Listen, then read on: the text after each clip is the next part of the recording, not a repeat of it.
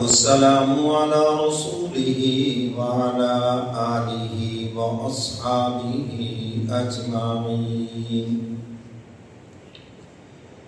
أما بعد فأعوذ بالله من الشيطان الرجيم. بسم الله الرحمن الرحيم. يا أيها الإنسان ما غرك بربك الكريم الذي خلقك فسواك فعدلك في أي صورة ما شاء ركبك.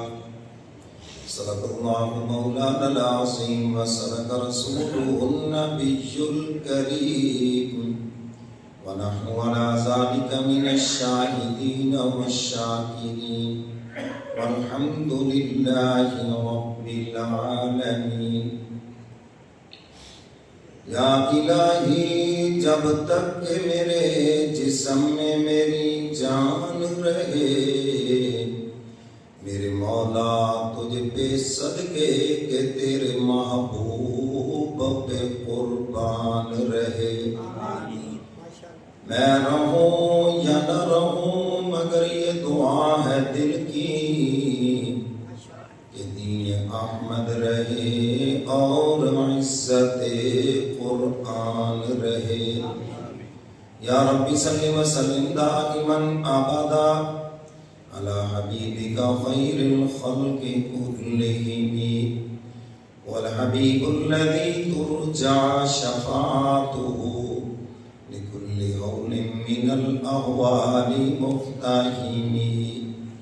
درود پاک پڑھ کے سب حضرات مقدس.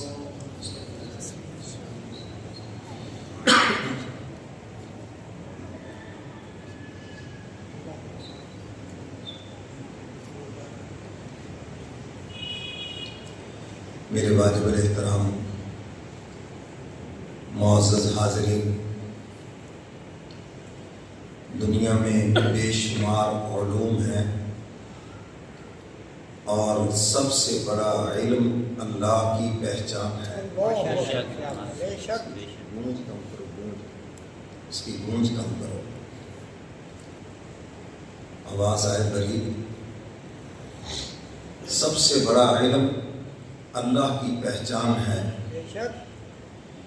اور جس نے اللہ کی پہچان نہ کی حقیقت میں وہ انسان کہلانے کا مستحق بھی نہیں ہے. اس آیت مبارکہ میں حق تعالی نے اسی چیز کو تو بیان فرمایا ہے کہ اے انسان کیا ہو گیا تجھے کہ تو نے اپنے مالک کو بھی نہیں پہچانا. تیرا تو ایک ہی مالک ہے اور تو اس کو بھی نہ پہچان سکا. آپ دیکھیں یہ جانور ہے نا، عید کے موقع پہ ہم جانوروں کو 4 دن چارہ کھلاتے ہیں، کیسے وہ آپ کے پیچھے پیچھے چلتا ہے، آپ کو پہچانتا ہے. یہاں تک کہ آپ اگر 20 لوگوں میں کھڑے ہو جائیں تو آپ کا وہ جانور آپ کو پہچان لے گا. یعنی ایک بے زبان بے شعور جانور کے اندر یہ عقل ہے کہ اس نے اپنے مالک کو پہچان لیا. اے انسان تو اشرف المخلوقات ہے، اور تجھے کیا ہو گیا کہ تو نے اپنے رب کو پہچانا ہی نہیں ہے.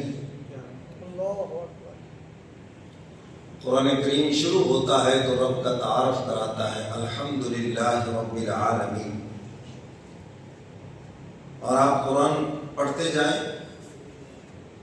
آپ کو تقریباً ہر صفحے پر رب کا لفظ ملے گا. اور قرآن کریم جب مکمل ہوتا ہے پھر تمہیں رب کا تعارف کرا کے جاتا ہے قل اعوذ برب الفلق قل اعوذ برب الناس. اسی لیے تو انسان جب دنیا سے جاتا ہے قبر میں سوال بھی پہلا یہی ہے من ربک، بتا تیرا رب کون ہے. اب اگر رب کو پہچانا ہے تو بتائے گا میرا رب کون ہے.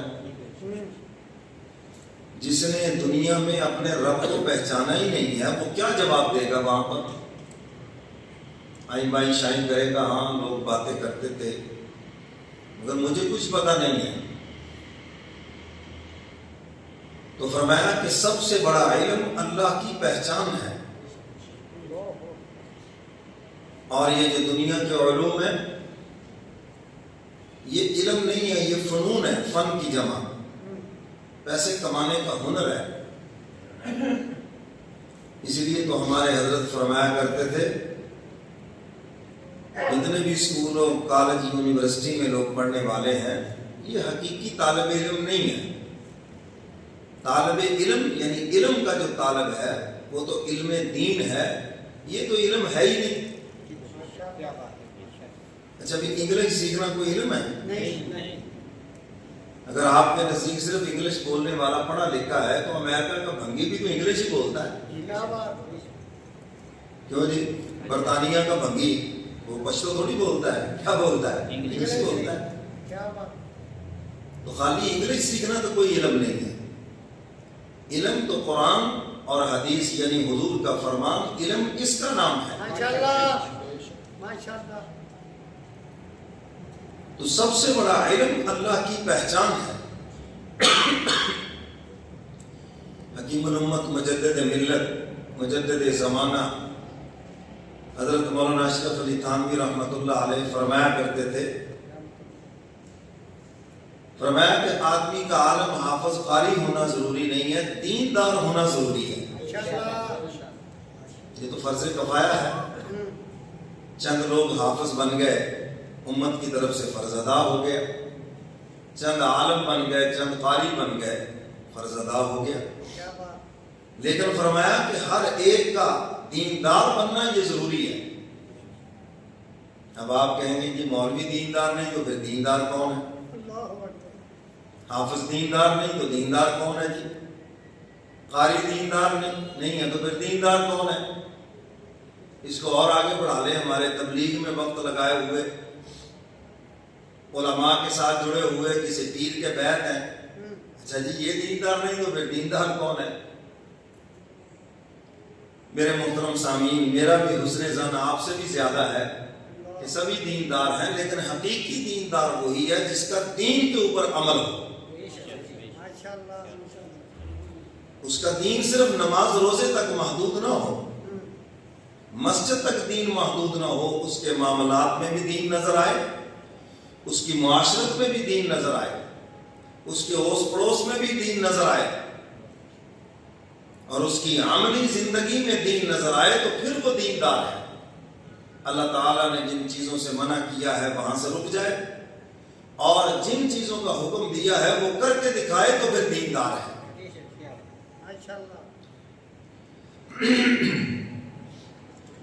ایک جگہ ہم بیٹھے ہوئے تھے تو اسی طرح بات چل پڑی، میں نے کہا بھی دیندار بنے، لو جی ہم تو دیندار ہیں۔ میں نے کہا دین پہ عمل ہے؟ بالکل عمل ہے ہمارا، نماز پڑھتے ہیں، ہم یہ کرتے ہیں۔ میں نے کہا بھی بچیوں کو وراثت میں حصہ دیا ہے، بہنوں کو وراثت میں حصہ دیا ہے؟ تو مجھے پتا کیا کہنے لگے، اس کا ہمارے ہاں رواج نہیں ہے۔ تو میں نے کہا پھر اپنے کو دیندار تو نہ کہو نا۔ حضور علیہ الصلوۃ والسلام کے فرمان مبارک کا مفہوم، فرمایا جس نے کسی وارث کو اس کی وراثت سے محروم کیا، اللہ ایسے بندے کو جنت کی خوشبو سے محروم کر دیتے ہیں۔ جنت جانا تو بڑی دور کی بات ہے، خوشبو بھی نہیں سونگھ پائے گا۔ یوصیکم اللہ فی اولادکم للذکر مثل حظ الانثیین۔ قرآن پاک میں فرمایا یہ اولاد کا جو وراثت میں حصہ ہے یہ تو اللہ نے رکھا ہے، بیٹی کا حصہ تو اللہ نے رکھا ہے، آپ کون ہوتے ہیں اس کو ختم کرنے والے؟ نمازی ہیں، تہجد گزار ہیں، لیکن ڈاکو بھی ہیں، ساتھ ساتھ ڈاکہ ڈالتے ہیں۔ کسی نے بیٹی کے حق پہ ڈاکہ ڈالا ہوا ہے، کسی نے بہن کے حق پہ ڈاکہ ڈالا ہوا ہے۔ تو قیامت کے دن یہ ڈاکوؤں کی صفت میں لینوں میں کھڑے ہوں گے۔ دیندار تو وہی ہے جو دین پہ عمل کرے۔ میرے محترم سامعین، ہم تو اپنا من چاہیے اپنا ہی ایک دین بنا کے پھرتے ہیں۔ تو حقیقی علم اللہ کی پہچان ہے کہ میرا مالک کن چیزوں سے راضی ہے، کن چیزوں سے ناراض ہے، یہ پہچان ہر ایک کو ہونی چاہیے۔ طلب العلم فریضۃ علی کل مسلم و مسلمہ، ہر مسلمان مرد و عورت پہ اتنا علم دین حاصل کرنا فرض ہے جس سے وہ حلال و حرام کو پہچان لے، اللہ کی ناراضگی اور اللہ کی خوشنودی کو پہچان لے۔ بہت سے لوگ یہ کہہ کے سمجھتے ہیں کہ ہماری جان چھوٹ جائے گی، جی ہم تو پڑھے ہوئے نہیں ہیں، جی ہم نے تو دین کا علم نہیں پڑھا، اس لیے ہم معذور ہیں، جنہوں نے پڑھا ہے بس وہ حساب دیں۔ پہلے تو اس پہ جوتے پڑیں گے کہ پڑھا کیوں نہیں ہے۔ یہ تمہارے ذمہ فرض تھا کہ اتنا دین تو ضرور پڑھتے جس سے تم حلال و حرام کو پہچانتے، جس سے تم اپنے مالک کو پہچانتے، اللہ کو پہچانتے، اس کی ناراضگی کو اور اس کی خوشنودی کو پہچانتے۔ چونکہ ہم نے پہچاننا ہی نہیں ہے، کہ جملہ رٹا ہوا ہے کہ پتہ نہیں اللہ میاں کیڑے کماں راضی ہے، اللہ میاں چنگے کماں راضی ہے تو پیڑے کماں ناراض ہے۔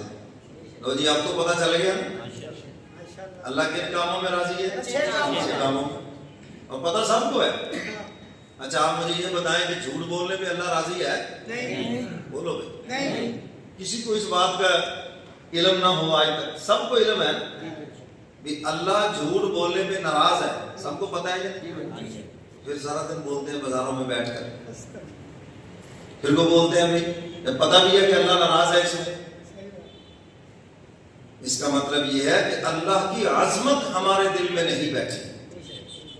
اگر اس کی عظمت ہمارے دل میں بیٹھ جاتی تو ہم کبھی جھوٹ نہ بولتے۔ تو میرے محترم سامعین، سب سے بڑا علم اللہ کی پہچان ہے۔ امام غزالی رحمۃ اللہ علیہ طالب علم ہے مدرسہ میں، اور بادشاہ وقت نے مدرسہ بنایا۔ پرانی باتیں ہیں جب بادشاہ مدرسے اور مسجدیں بنایا کرتے تھے، اب تو ماشاءاللہ مندر بناتے ہیں، سکھوں کے گردوارے بناتے ہیں، مسلمانوں کا پیسہ اکٹھا کر کے غیر مسلموں پہ لگا رہے ہیں۔ میں پرانے دور کی بات کر رہا ہوں۔ بادشاہ نے مدرسہ بنایا، ایک دن آیا کہ دیکھو جائزہ تو لو، جی آپ نے بڑے ہو کر کیا بننا ہے؟ میں نے جی قاضی بننا ہے۔ تو اس وقت مدارس کے پڑھے ہوئے جج لگتے تھے، قاضی لگتے تھے۔ کسی نے کہا جناب میں نے تو حکیم بننا ہے، طبیب بننا ہے، کسی نے کچھ۔ بادشاہ کے چہرے پر بڑی ایک افسردگی سی چھانے لگی۔ دیکھا کہ گرمی کا موسم ہے، ایک طالب علم وہ درخت کے نیچے بیٹھا کتاب کے مطالعے میں مصروف ہے۔ امام غزالی رحمۃ اللہ علیہ، طالب علمی کا دور ہے، ان سے جا کے پوچھا بھی آپ پڑھ رہے ہو، کس لیے پڑھ رہے ہو؟ فرمانے لگے میں علم دین اس لیے حاصل کر رہا ہوں تاکہ میں یہ پہچان جاؤں کہ میرا مولا کن چیزوں میں راضی ہے، اور یہ پہچان جاؤں کہ میرا اللہ کن چیزوں میں ناراض ہے، میرے مالک نے مجھے کیوں دنیا میں بھیجا ہے، میرے بھیجنے کا کیا مقصد ہے، وہ کیا چاہتا ہے مجھ سے۔ میں تو اس لیے علم دین پڑھ رہا ہوں۔ بادشاہ نے ٹھنڈی آہ بھری، شکر الحمدللہ میرا مدرسہ بنانے کا مقصد پورا ہو گیا۔ اگر آج یہ طالب علم نہ ہوتا تو ہو سکتا ہے کہ میں اس مدرسے کی اینٹ سے اینٹ بجا کے رکھ دیتا۔ تو بھائی مدارس میں تو مقصد ہی یہ ہے اعلاء کلمت اللہ، اللہ کا دین بلند ہو جائے اور اللہ کی پہچان ہو جائے۔ 1,24,044 انبیاء علیہ السلام کی آمد کا مقصد ہی یہ ہے کہ اللہ کی پہچان کرانا، مخلوق کو خالق کے ساتھ جوڑنا، اللہ کا تعارف کرانا۔ قرآن پاک میں آپ جس نبی کی بھی تعلیمات کا مطالعہ کریں گے تو آپ کو پتا چلے گا کہ ہر نبی نے اپنی قوم کو اللہ کا تعارف کرایا، ہر ایک نے اللہ کا تعارف کرایا، اس کی پہچان کرائی۔ اور حضرات صحابہ کرام احد کی سرزمین پہ زندگی اور موت کی کشمکش میں ہیں، اور کیا عرض کرتے اللہ کے محبوب ہم آپ کے شکر گزار ہیں، ہم بت پرست تھے، آپ نے ہمیں خدا پرست بنا دیا۔ آپ نے ہمیں اللہ کا تعارف کرا دیا، اس کی پہچان کرا دی۔ تو میرے محترم سامعین، سب سے بڑا علم اللہ کی پہچان ہے، اور جس انسان نے اللہ کو نہ پہچانا وہ تو انسان کہلانے کا ہی حقدار نہیں ہے۔ امام اعظم ابو حنیفہ رحمۃ اللہ علیہ فرماتے ہیں، فرمایا یہ تو اللہ تعالیٰ نے انسانیت پر احسان کیا کہ انبیاء علیہ السلام کا سلسلہ چلایا، جنہوں نے آ کر اللہ کا تعارف کرایا۔ فرمایا اگر حق تعالیٰ نبیوں کو نہ بھیجتے پھر بھی ہمارے اوپر فرض تھا ہم نشانیوں سے اپنے رب کو پہچانتے، پھر بھی ہمارے اوپر لازم تھا ہم توحید کا اقرار کرتے اور اپنے مالک کو پہچانتے، اپنے رب کو پہچانتے۔ میرے محترم سامعین، جو اللہ کی پہچان رکھتا ہے وہی عارف کہلاتا ہے، اس کی معرفت کا علم اسی کو نصیب ہوتا ہے۔ میں اکثر کہا کرتا ہوں ہمارے شہر کا نام بڑا خوبصورت ہے، عارف والا، سارے ہی عارف ہے ماشاءاللہ، عارفوں کی منڈی ہے۔ تو ہم اسم با مسمہ ہو جائیں، سب خدا کی پہچان کریں۔ تو میرے محترم سامعین، حق تعالیٰ نے اپنی پہچان خود کروائی ہے، اپنا تعارف خود کروایا ہے۔ فرمایا انسان ہم نے کچھ نشانیاں تمہارے اندر رکھی ہیں، ان کو دیکھو گے تمہیں میں سمجھ آؤں گا، اور کچھ ہم نے باہر رکھی ہیں نشانیاں، انہیں دیکھو گے میں تمہاری سمجھ میں آؤں گا۔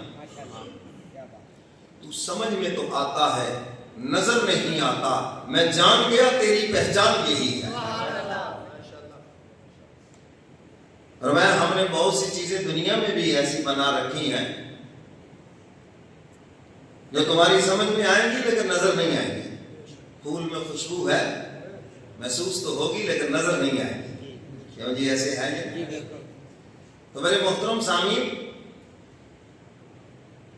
یہ جو دہریے ہے نا، دہریے جو خدا کو نہیں مانتے، وہ کہتے ہیں یہ سارا جہان اتفاقی ہے، اور یہ بے ایمان آج کے نہیں، بڑے پرانے ہیں۔ امام اعظم ابو حنیفہ رحمۃ اللہ علیہ نے بھی مناظرہ کیا ہے خلیفہ مہدی کے دربار میں ایک دہریے سے۔ اس نے کہا کوئی خدا نہیں، ایسے ہی مسلمان یہ باتیں کرتے ہیں جی اللہ ہے، اس نے جہان بنایا، وہ چلا رہا ہے، کدھر ہے؟ ہمیں نظر تو آتا نہیں ہے۔ حالانکہ اللہ کی بنائی ہوئی کتنی چیزیں ہیں جو نظر نہیں آتی۔ کسی کے سر میں آپ ایک پتھر پھینکے اور وہ کہیں جی میرے سر میں درد ہو رہی ہے، تو آپ کہیں جی دکھاؤ تو صحیح مجھے کہاں درد ہے، درد ہو رہی ہے، میں نظر نہیں آتی۔ دودھ پڑا ہے، کوئی کہے جس میں مکھن دکھاؤ، حالانکہ اس میں موجود ہے۔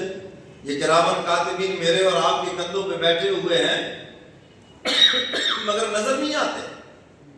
یہ ملائکہ کا ماحول ہے مسجد کے اندر، نظر نہیں آتے، خدا کی مخلوق ہے، تو اس کی تو بنائی ہوئی اتنی چیزیں ہیں جو نظر نہیں آتی۔ تو کہتے جی خدا ہے تو نظر کیوں نہیں آتا؟ خدا نظر نہیں آتا، خدا سمجھ آتا ہے۔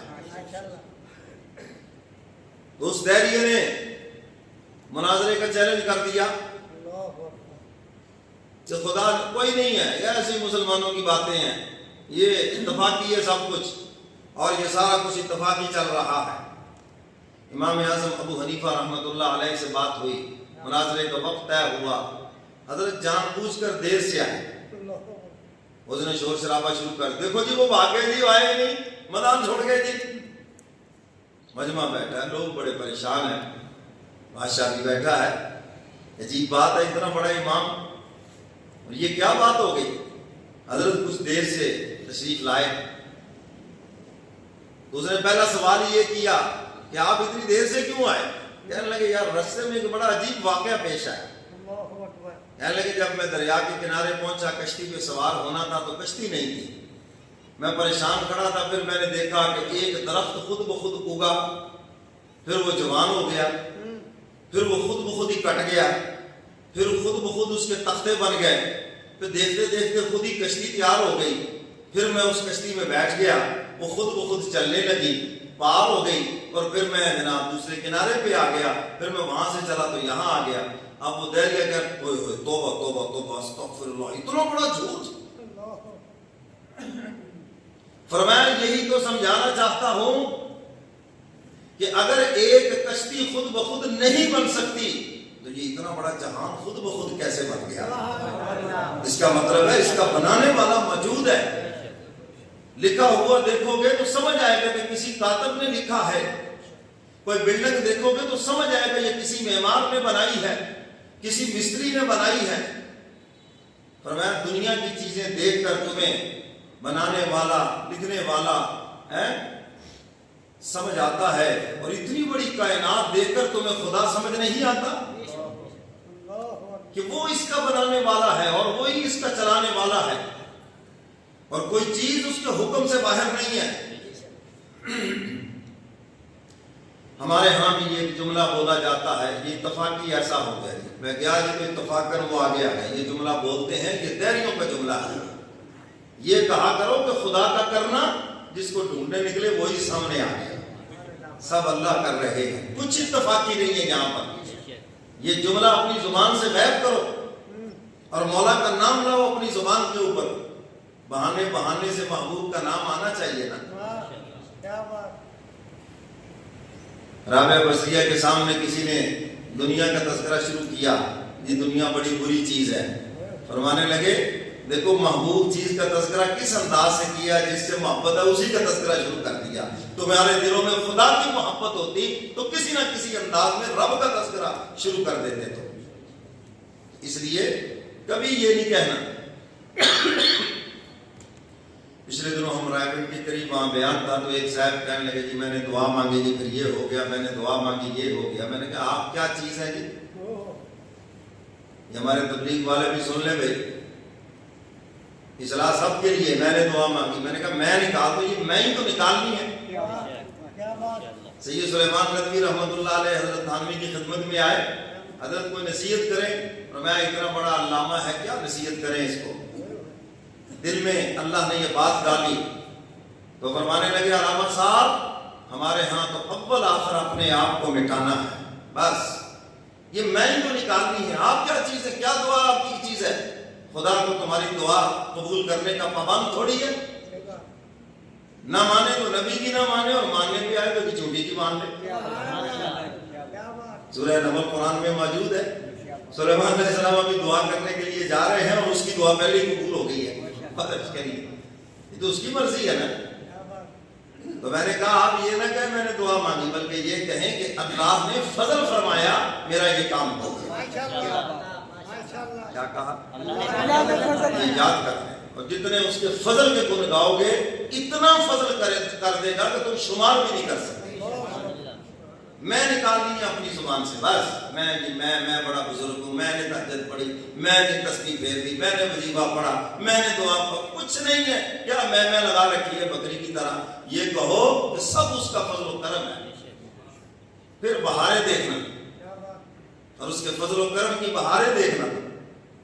حدیث مبارکہ کا مفہوم ہے جب بندہ کوئی عمل کر کے کہتا ہے کہ اللہ نے فضل فرمایا, اب تعالیٰ فرماتے ہیں تو نے ہمارا فضل مان لیا, ہم نے تیرا عمل قبول کر لیا.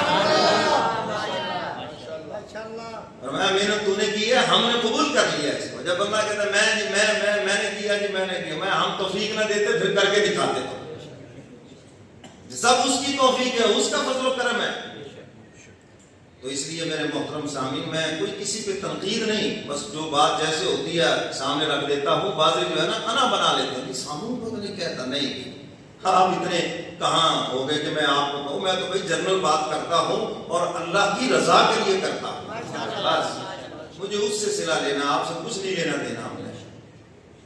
تو محبوب کا نام بہانے سے زبان پر ہے. کہ خدا کا کرنا جس کو ڈھونڈنے نکلے وہی مل گیا, خدا کا کرنا جس کی تلاش وہی ہو گیا. کہ یہ ہے خدا کا کرنا, خدا کرتا ہے, اتفاقی کچھ نہیں ہے. سمجھ لیے وہ بات کہ نہیں. اور جب کوئی ایسی بات آ جائے تو کہو اللہ نے فضل فرمایا, نماز روزے کی توفیق مل گئی, حج عمرے کی توفیق مل گئی, اللہ نے فضل فرمایا. جماعت میں وقت لگانے کی توفیق مل گئی, اللہ نے فضل فرمایا. بزرگوں کا ساتھ نصیب ہو گیا ہے جی. میں نے بزرگ ڈھونڈا جی, میں نے ڈھونڈا جی, مجھے خواب میں آیا فلاں ہوگا, کیا کچھ نہیں ہے, سب فضول ہے. کہو خدا نے فضل فرمایا اور مجھے کسی نیک کے ساتھ جوڑ دیا ہے, کسی اپنے پیارے کے ساتھ جوڑ دیا, یہ اسی کا فضل و کرم ہے. تو امام اعظم ابو حنیفہ رحمۃ اللہ علیہ فرماتے ہیں یہ جہان خود کو خود نہیں بنا، اس کا بنانے والا موجود، اس کا چلانے والا موجود ہے، اور وہ اللہ رب العزت ہے۔ دنیا کی چیزیں تم دیکھ کر پہچانتے ہو، اب تعالیٰ فرماتے میرا اتنا بڑا جہان ہے، دیکھو تو صحیح، جس چیز کو دیکھو گے میں تمہاری سمجھ میں آؤں گا۔ اور قرآن پاک میں متعدد مقامات پر اللہ نے اپنا تعارف خود کرایا، فرمایا وَمِنْ آيَاتِهِ خَلْقُ السَّمَاوَاتِ وَالْأَرْضِ۔ اب تعالیٰ فرماتے ہیں میری نشانیوں میں سے ہے زمین و آسمان کا پیدا کرنا۔ یہ اتنا بڑا آسمان ہے، دیکھو تو صحیح، کوئی ستون نہیں اس کے اندر ہے، کوئی پلر نہیں، یہ ہم نے چھوٹی سی چھت ڈالی ہے، دیکھو کتنے ہم نے پلر ڈال دیے اس کے اندر ہے۔ فرمایا یہ اتنا بڑا آسمان، اتنی بڑی چھت ہے، کوئی ستون نہیں، کوئی اسٹے نہیں دی اس کو۔ اور حق تعالیٰ فرماتے ہیں جب سے بنا ہے کبھی شکست نہیں پڑا، کہیں سے کریک نہیں ہوا، ٹوٹا نہیں ہے، اتنے بڑے آسمان کو کھڑا کرنا، حق تعالیٰ فرماتے ہیں یہی تو میری قدرت کی نشانی ہے۔ تم دیکھو نا ہم نے زمین تمہارے لیے بچھونا بنا دی ہے، یہ کتنی بڑی زمین ہے۔ حق تعالیٰ فرماتے ہیں اس زمین کو دیکھو، میری قدرت تمہیں سمجھ آ جائے گی۔ وَمِنْ آيَاتِهِ خَلْقُ السَّمَاوَاتِ وَالْأَرْضِ وَاخْتِلَافُ أَلْسِنَتِكُمْ وَأَلْوَانِكُمْ۔ حق تعالیٰ فرماتے ہیں یہ میری قدرت کی نشانی ہے۔ تم ایک باپ کی اولاد ہو، آدم علیہ السلام، ایک ماں حوا، فرمایا ایک ماں اور باپ کی اولاد ہو، لیکن تمہاری زبانیں مختلف ہیں۔ یہ تمہاری زبانوں کا مختلف ہونا، حق تعالیٰ فرماتے ہیں یہ میری قدرت کی نشانی ہے۔ وَأَلْوَانُكُمْ، فرمایا یہ بھی میری قدرت کی نشانی ہے۔ ایک ہی ماں اور باپ سے پیدا ہوئے لیکن تمہارے رنگ مختلف ہیں، کوئی کالا کوئی گورا، جسامت مختلف ہے، قد و قامت مختلف ہے۔ حق تعالیٰ فرماتے ہیں یہ تمہارے رنگوں کا مختلف ہونا یہ میری قدرت کی نشانی ہے۔ زبانوں کا مختلف ہونا یہ اللہ کی قدرت کی نہیں، منہ میں زبان ایک ہی ہے، ایک ہی طرح کی ہے، کوئی ہڈی نہیں ہے اس کے اندر۔ یہ علیحدہ بات ہے کہ یہ ہڈیاں توڑوا دیتی ہے، سمجھ آئی یہ بات کہ نہیں؟ ہاں، زبان کو سنبھال کے رکھو ورنہ یہ ہڈیاں توڑوا دیتی ہے۔ تو اس میں کوئی ہڈی نہیں، پوری دنیا کی ایک ہی زبان، لیکن دیکھو بولنے میں کتنی زبان ہے، انگلش بول رہا ہے، اردو بول رہا ہے، کوئی پنجابی بول رہا ہے۔ تو فرمایا کہ یہ اللہ کی قدرت کی نشانی ہے۔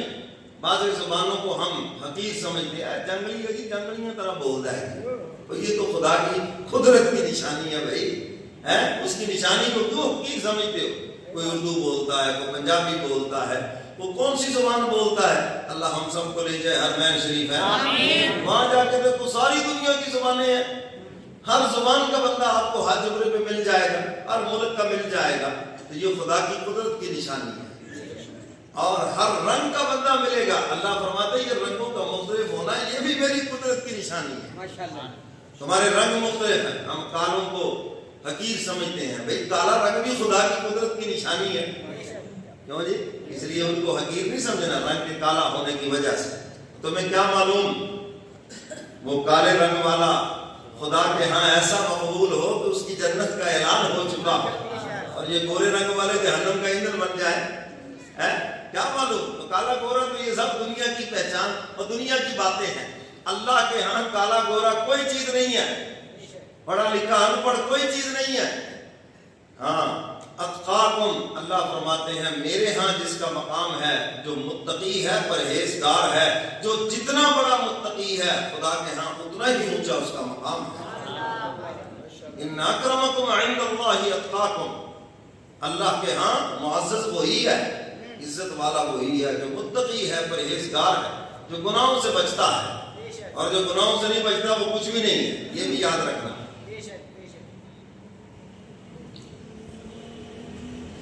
حکیم الامت مجدد ملت حضرت مولانا اشرف علی تھانوی رحمۃ اللہ علیہ فرماتے ہیں کہ بزرگ کی پہچان ہی یہ ہے کہ یہ دیکھو یہ گناہوں سے کتنا بچتا ہے۔ ہمارے ہاں تو بزرگوں کی پہچان بھی بڑی عجیب ہے، کیوں جی؟ بعضوں نے تو یہ پہچان رکھی ہوئی ہے اتنا ہی بس، بالکل جناب کوئی کپڑا نہ ہو، بالکل ننگا پھرتا ہو، کہتے ہیں یہ پہنچی ہوئی ہستی ہے جی، یہ کیا ہے پہنچی ہوئی ہے جی، کچھ بھی نہیں ہے جی، ہے داڑھی نہ موچھتے اس کو اگے کچھ نہ پوچھے، نہ وہ نماز پڑھتا ہے، نہ اس کو نبی کی سنت کا حیا ہے، یہ مرشد ہے۔ ایسے مرشد کی بیعت توڑنا واجب ہے، یہ مرشد بنانے کے قابل ہی نہیں ہے، سمجھتے ہو بات کہ نہیں؟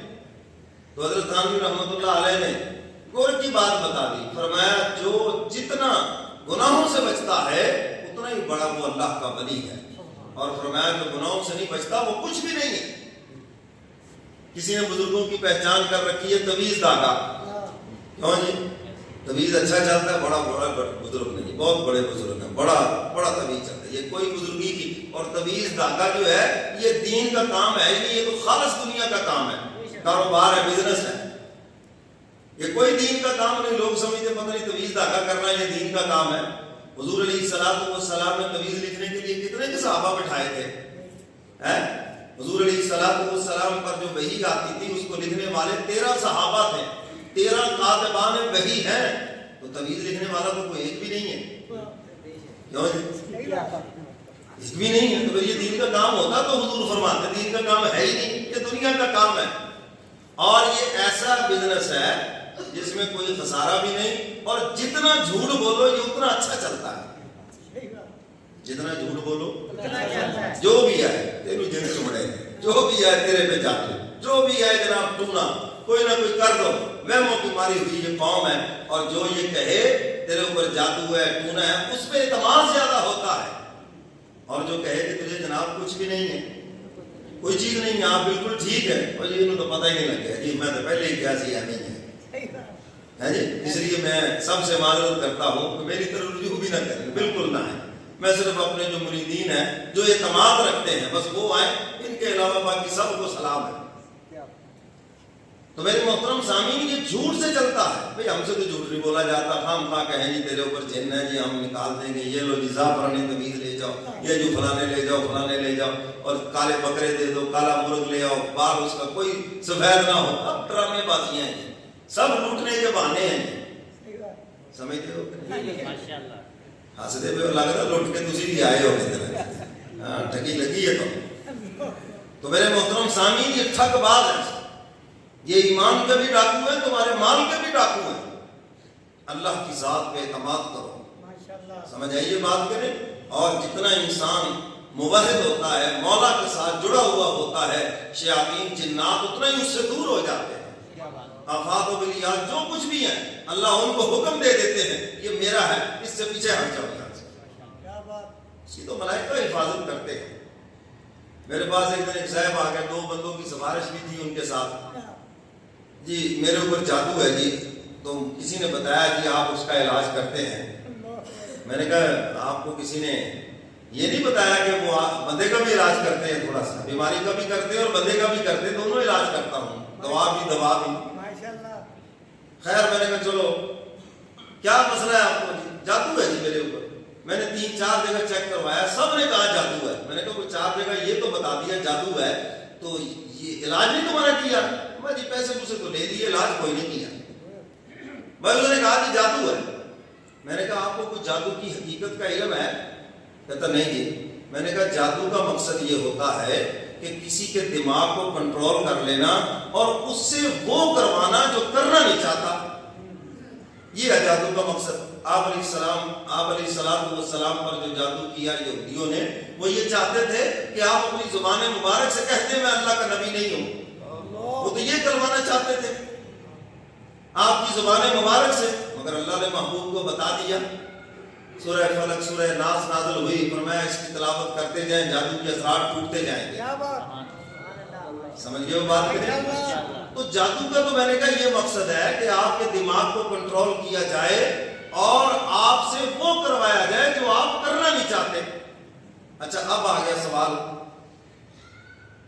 جادو جو ہے پہلی بات یہ بھی سن لیں، جادو کچھ 100-200 میں نہیں ہوتا، کیونکہ جادو کرنے والا بھی کافر ہے، کرانے والا بھی کافر ہے، چوڑے سائی کرتے ہیں، اور اس کی فیس لاکھوں میں ہے، ہزاروں میں بھی نہیں ہے۔ سب سے پہلے تو یہ دیکھ لیں کہ کون آپ کا دشمن ہے جو آپ کے اوپر 1-2 لاکھ روپے لگا دے، آپ کو تو 2000 آپ پہ لگانے والا دوست نہیں ملتا، وہ آپ دشمن ڈھونڈتے جو 2 لاکھ لگاتے آپ پر. وہ سمجھ آ رہی ہے؟ میں بڑی آسانی سے آپ کو سمجھا رہا ہوں تاکہ بات سمجھ آ جائے. اب میں نے کہا جس پہ جادو کرنا ہوتا ہے یا تو کوئی پراپرٹی ہے جس کو وہ بیچنا نہیں چاہتا، کسی اور کو دینا چاہتا ہے، زیادہ ریٹ مانگتا ہے، تو جادو والا جادو کروا کے اس کی زبان سے یہ کروا دے کہ میں نے جناب تجھے ہی دینی ہے. اور بہت سے بندے آپ کو ملیں گے بھی، یار میں بیچنا نہیں چاہتا تھا، پتہ نہیں کیوں ہے یار، پتہ نہیں کیا ہو گیا، میں نے کیوں بیچ دیا، ارادہ بھی نہیں تھا. ہاں چلتا ہے وہاں پہ وار، اور وہ ایسی پراپرٹی جو ہے اسے لے لیتے ہیں. بچے بچی کا رشتہ آپ نہیں کرنا چاہتے، آپ کا کوئی رشتہ دار یا کوئی بھی ان پڑھ ہے، بیٹی ماشاءاللہ پڑھی لکھی ہے یا بیٹا پڑھا لکھا ہے، بچی ان پڑھ ہے، آپ وہاں رشتہ کرنا چاہتے، وہ نہیں مانتے، جادو کے ذریعے اس کے دماغ کو کنٹرول کیا اور ہاں کروا دی. اور وہ ساری عمر پچھتاتے ہیں کہ یار ہم نے تو فیصلہ کیا تھا کرنا نہیں، ہوا کیا ہے، کیا بات ہوگی، کیوں؟ وہ سارے اس کو برا بھلا کہتے ہیں، یہ آپ نہیں ہاں کرتی تھی، ہم تو سارے ہی منع کرنے والے تھے. میں نے کہا یہ بات تو سمجھ آتی ہے. اب میں نے کہا جی آپ تو کہتے میرے اوپر جادو ہے، 3-4 بندوں نے چیک کر کے آپ کو بتایا ہے جادو ہے، اب جادو کی حقیقت بھی میں نے آپ کو بتائی ہے اور اس کا مقصد بھی بتایا ہے، تو اب آپ بتائیں. وہ بیٹی جوان ہے، کہتا نہیں جی میری تو اولاد ہی نہیں ہے. میں نے کہا اچھا پھر آپ کی کوئی پراپرٹی ہے؟ کہتا نہیں جی میں کسی سے منگا رہے مکان چلے نا مفت کے اندر، 2 تو بھیجنا جی 2 ڈرامی نے بس. تو میں نے کہا اس میں کس پاگل نے جادو کرنا ہے؟ یعنی ہمارے دماغوں میں یہ بات بیٹھی ہوئی ہے، کچھ بھی ہو گیا بس جادو ہے، جادو ہو بات چل گیا بس. اور ان جیلی عاملوں کے پاس یہی ہے، ذرا سا کاروبار مندے میں ہوا بس یہ چلے جائیں، لوگ جائیں گے جی کاروبار بڑا مندے میں ہے، خسارے میں ہے، ساری مارکیٹ کا کرش ہے، سلاب کا اثر پورے ملک کے اوپر ہے. تو وہ آگے سے کہیں گے ہاں میں نے تو مجھے تو آتے ہی نظر آ گیا تھا تیرے اوپر کو وار چلا ہے، الٹا سیدھا کو لوٹا گھمائے گا، کوئی تماشا کرے گا، کوئی کرے گا، تو کہے گا جناب تیرے اوپر وار چلا ہوا. وہ کہتا ہے میرا کاروبار نہیں چلتا، اور یہ عامل کہتا ہے چلتا کیسے نہیں ہے، میرا تو یہاں بیٹھے چل رہا ہے، دیکھ تیرے جیسے بے وقوف یہاں کے 500 دے رہے ہیں، تیرے جیسے سارے مصیبتوں کے مارے ہوئے جن کا کاروبار نہیں چلتا وہ سارے اکٹھے ہو کے اس کو دے رہے ہیں. کوئی 2000 دے رہا ہے، کوئی 5000 دے رہا ہے، وہ کسی کی پھرکی گھما رہا ہے، کسی کا لوٹا گھما رہا ہے، یعنی وہ پاگل بنا رہا ہے اور کچھ نہیں. رزق دینے والا کون ہے؟ کون ہے رزق دینے والا؟ اللہ کے علاوہ اگر رزق کسی اور کے ہاتھ میں ہوتا تو یہ بے ایمان لوٹے گھماتے، یہ بے ایمان ایسے حساب کرتے، یہ بے ایمان کے طوطے لے کے بیٹھتے جناب ادھر فٹ پاتھوں کے اوپر دھوپ میں دھکے کھاتے، سارے جہان کی گرد و غبار پھانکتے بیٹھ کر. اگر ان کے پاس کچھ ہوتا، رزق ان کے پاس نہیں، رزق کس کے پاس ہے؟ سیدنا علی مرتضیٰ رضی اللہ تعالیٰ عنہ فرمایا کرتے تھے کیا یہ فخر کم ہے کہ میرا رزاق اللہ رب العزت ہے اور وہی مجھے رزق دینے والا ہے، اس سے بڑا اور کون سا فخر ہو سکتا ہے؟ خدا نے تمہارا رزق کسی بندے کے ہاتھ میں نہیں دے دیا. فرمایا نحن قسمنا بینہم معیشتہم فی الحیات الدنیا. اب تعالیٰ فرماتے ہیں دنیا کی زندگی میں رزق ہم تقسیم کرتے ہیں، ہم جسے چاہتے ہیں مالدار بنا دیتے ہیں، جسے چاہتے ہیں غریب بنا دیتے ہیں، جسے چاہتے ہیں متوسط بنا دیتے ہیں. اب تعالیٰ فرماتے ہیں رزق میں عطا کرتا ہوں اور میں اور کسی کو بھی بیچ میں نہیں آنے دیتا. رزق کون دیتا ہے؟ یہ دویز تاکہ آنا کو جو رزق ہوندہ ہے لینڈ کروزریں اور سب ہیلی کاپٹر تو ان کی ہوتے ہیں، کیوں جی خود بھوکے مر رہے ہیں اور تمہیں رزق دے رہے ہیں. رزق دینے والا کون ہے بھائی؟ سیدنا علی مرتضیٰ رضی اللہ تعالیٰ عنہ سے کسی نے پوچھا حضرت اگر کوئی انسان ایسی جگہ پہ گھر جائے جس کا کوئی دروازہ نہ ہو تو پھر رزق کہاں سے آئے گا؟ فرمایا جہاں سے موت والا فرشتہ آئے گا وہیں سے رزق والا بھی آ جائے گا. کیوں جی؟ کسی کمرے میں اگر کوئی انسان اس کو بند کر دیا جائے، آپ کہتے جی دم گھٹنے سے مر گیا، چلو میں آپ کی بات ہی مانتا ہوں، آخر اس کی جان اسرائیل نے قبض کیا یا نہیں کی؟ تو جس جگہ سے روح قبض کرنے والا فرشتہ آ سکتا ہے تو کیا اس جگہ سے رزق دینے والا فرشتہ نہیں آ سکتا؟ جس کی ڈیوٹی لگی ہے رزق پہنچانا ہے. قرآن پڑھا کرو تاکہ عقیدہ پختہ ہو جائے. فرمایا وما من دابۃ فی الارض الا علی اللہ رزقها.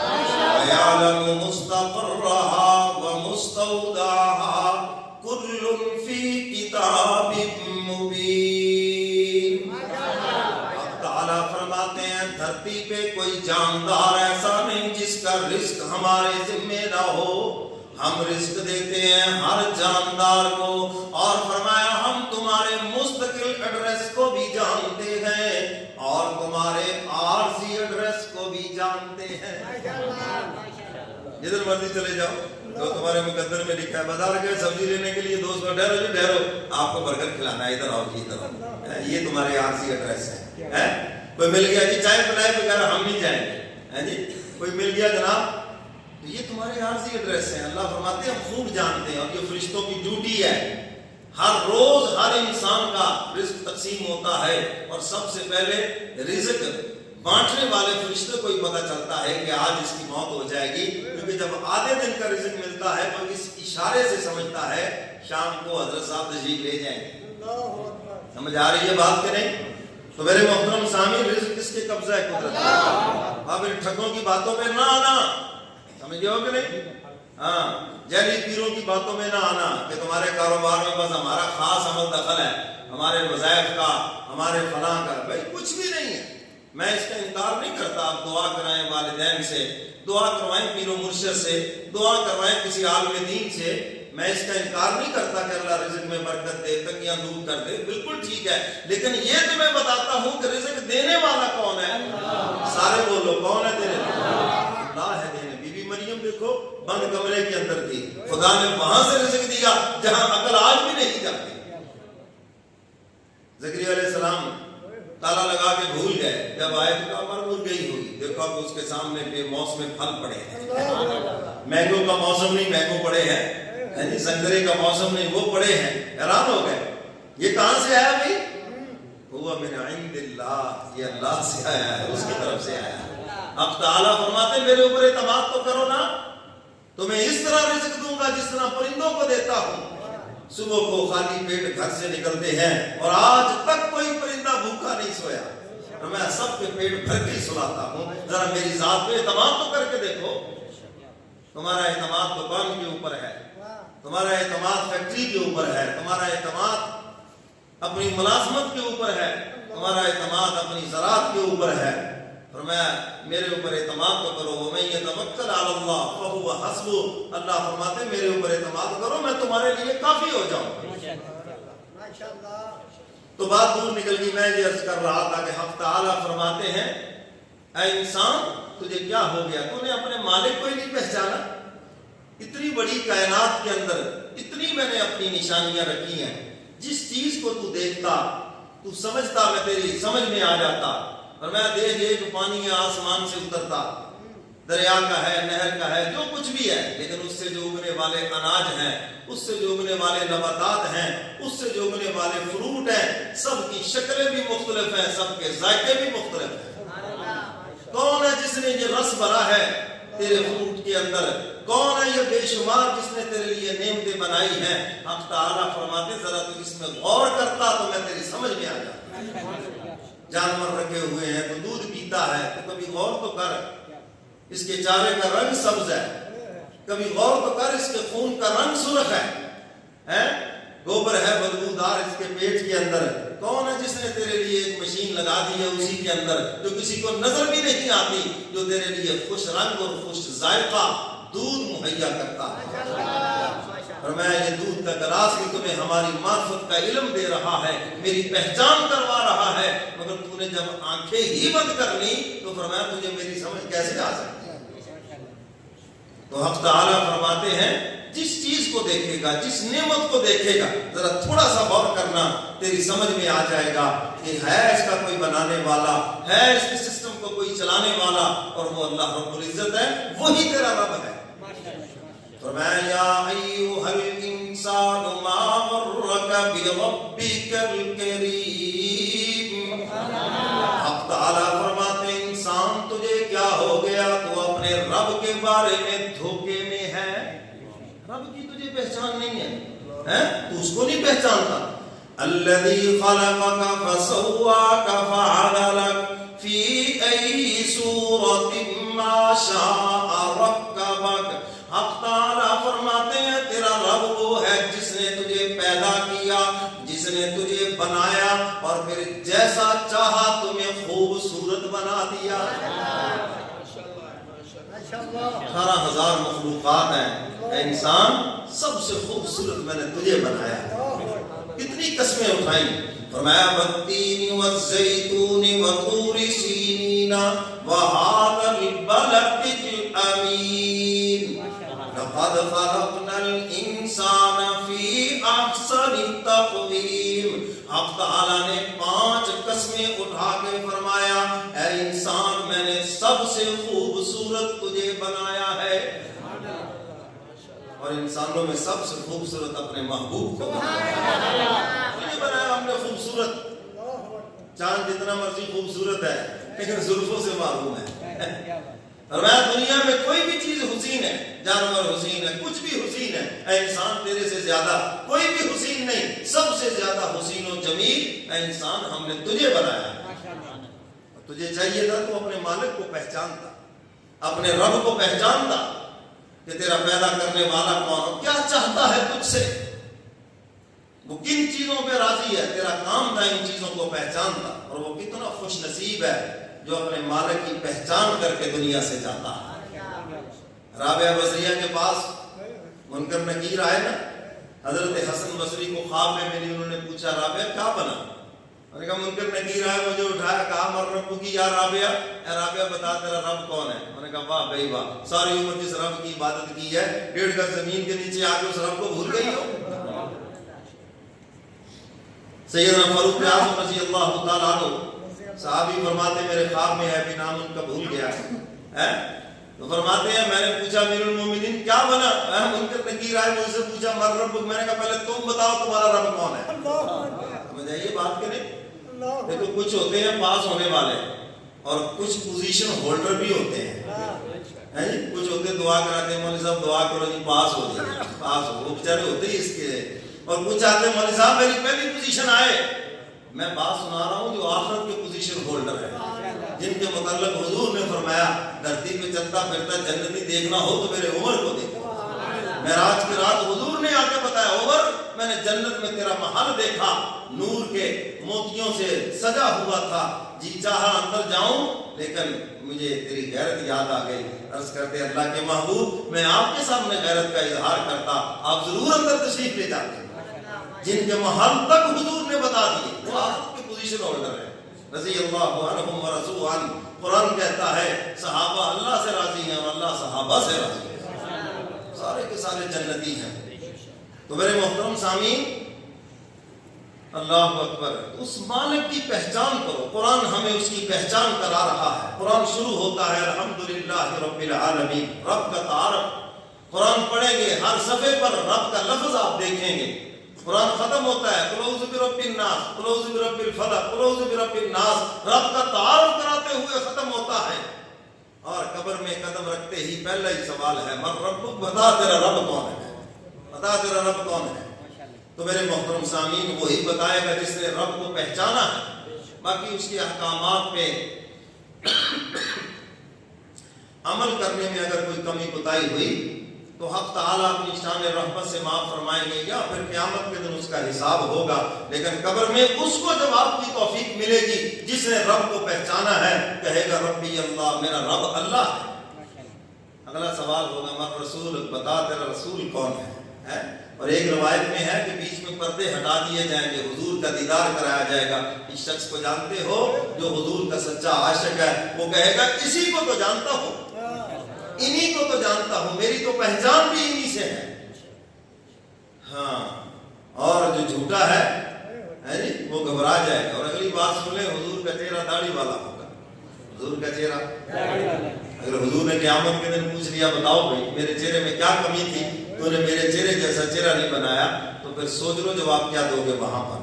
یہ حضور کے دشمنوں کے چہرے کی نقل ہے۔ حضور کی جو نقل ہے، یا رب تیرے محبوب کی شباہت لے کے آیا ہوں، یا رب تیرے محبوب کی شباہت لے کے آیا ہوں، حقیقت تو اس کو کر دے، میں تو صورت لے کے آیا ہوں۔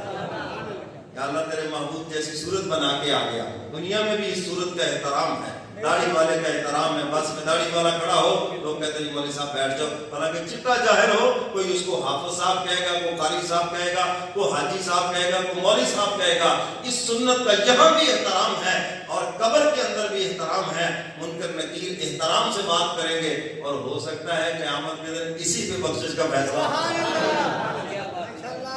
اللہ محبوب کو دیکھیں گے, محبوب کی اداؤں کو دیکھیں گے, اور جو ان اداؤں سے میچ ہوتا جائے گا مہربان ہو جائیں گے, کیونکہ محبوب پر مہربان ہے, محبوب کی اداؤں پر بھی مہربان ہے.